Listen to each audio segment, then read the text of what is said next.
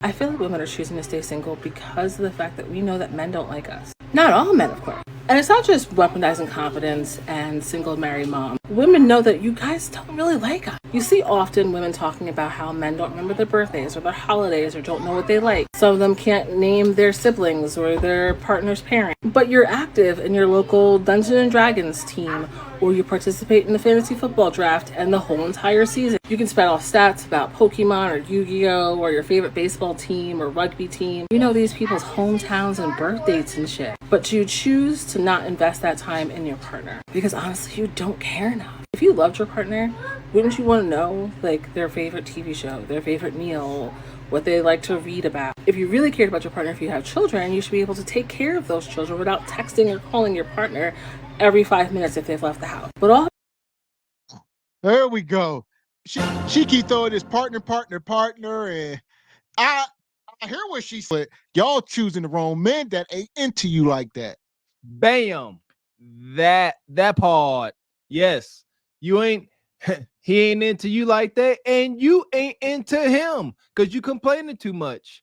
Kendra said it. If Kendra has given any halfway good advice, it's when she tell him, hey, sisters, y'all know the guys that y'all like get away with a lot more. Yeah, this sister, like, she hurt. She got into a relationship with a guy that don't like her all like that. She don't like him all like that. And the nagging, there you go, Jimmy. Nagging. What causes sisters like this to nag? She talking about, oh, you know all the Pokemon characters' names and all the NFL players' names. What is her gripe? If he was bringing in more money, she wouldn't care what type of hobbies he had. It's the resources. If she was riding in a Benz and had a nanny, she wouldn't care about. If he was bringing She in more won't care. resources, he wouldn't be with her. So There you go. And it goes full circle. You get what you qualify for, gatekeeper. Simmer down. there we go, straight like that.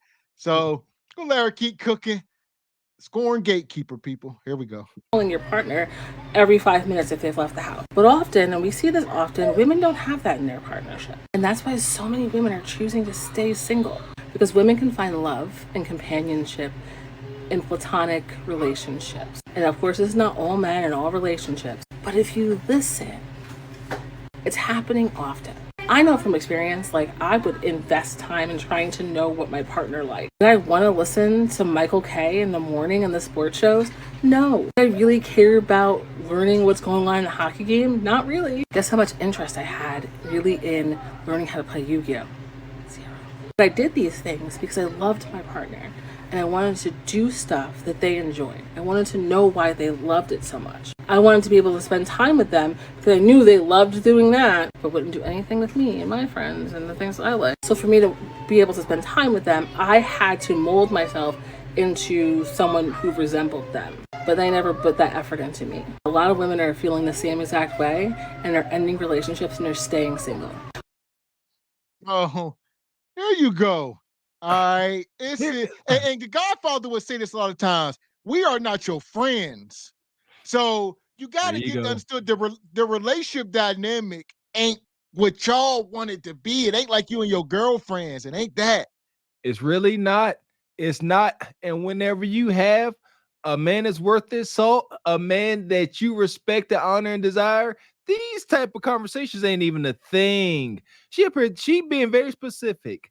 She said her last man, she learned how to play Yu-Gi-Oh, some type of card game or some make-believe, some hobby type stuff.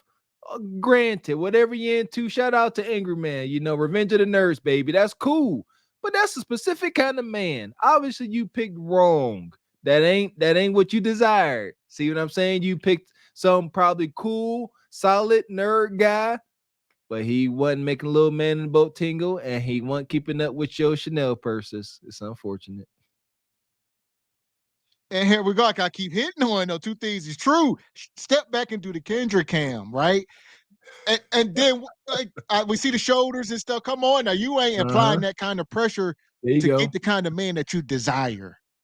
And it's too many sisters come up here talking about they like good teefuses. And sister, we see your grill is doing okie stack. So all that, like it ain't given. What you up here? all that ego, and you ain't giving. Do better. Shout out to Theo Coop. So there we go, sister. Godspeed. She said, yeah, really, men really don't like us and this and that, this and that. No, the guy you chose didn't like you like that. He just, you know, he had That's all. a little post clarity. Post clarity is a hell of a thing, people. Woo! Yes, it is. Yes, it is. Yeah, there you go. If you meet up with a guy and y'all think y'all hitting it off, and y'all go ahead and y'all clash meets, and after y'all clash meets, his demeanor, he look at you and he turn his head sideways, and he's like, oh, he getting that post clarity. Beware. If he Yes. start acting strange, he that warning. I mean, he ain't into you. But if he say, you know what, you want to go get brunch, you want to go, yeah. Nah, come on now. Heed these Because warnings. pre clarity, the pre clarity, a man is liable to do almost anything. Most Tough. men, call what it is, especially for an attractive woman. Pre clarity, or let's not say Yes. attractive, just for an average woman, right? Yes. He gonna do what he gotta do, but the moment he get that little bit of clarity, he start putting his pants on. He trying to get out the Tough. door. He done I'm made a trying to mistake. tell you. Pre-hunch and post-hunch clarity. If he's still trying to talk to you after post-hunch, you better make it smack. If he say, No, if he throws $40 on the table and say, hey, I'll holler at you, it's over. yeah, post hunch. If it's post hunch and you still getting them good morning texts and all that, and y'all still going on dates and stuff, post Man, you know you developing something, ladies. there you go. Don't fumble. Message for the night. So there we go. PSA from Single by Choices. Make sure y'all hitting the like button. All right, here we go. Gatekeepers in the house, people. Watch your I mouth. love it. Yeah! Boom, shakalaka! Just looking at the steel of that, you already the glasses, that the two shirts. I don't know. This is awesome. Come on with your hurt. Here we go. Being single at 61 or any age is a result of having to have made decisions about your life along the way that was in your best interest, at least you thought. Sometimes you make mistakes, sometimes someone else makes a mistake. But in any event, it will leave you with yourself. So I have found that, and have always believed that it's important for a woman to have her own stuff, to be as self-sufficient as she can be. Because there's no guarantee that you'll have a companion in your life. You can count on yourself to provide a roof over your head and food on your table and means to transport from here and there. Have a wonderful day. Okay. Yeah. Execute Order 66. Okay. Okay. Uh,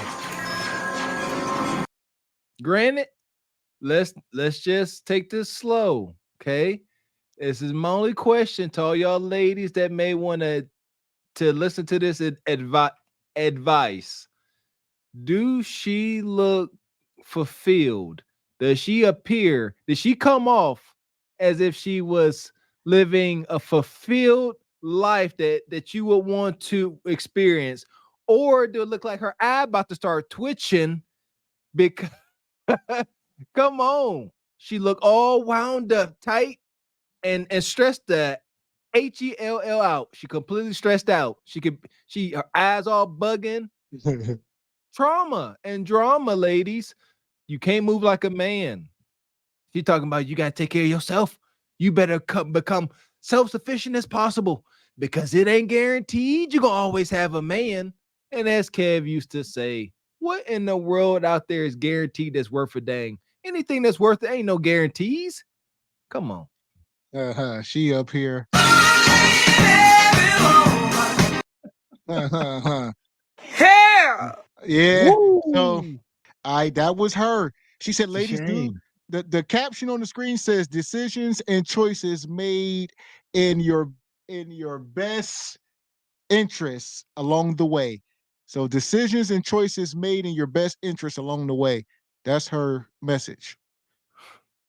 I say for all y'all ladies, please continue to observe women like this as they enter into their last days.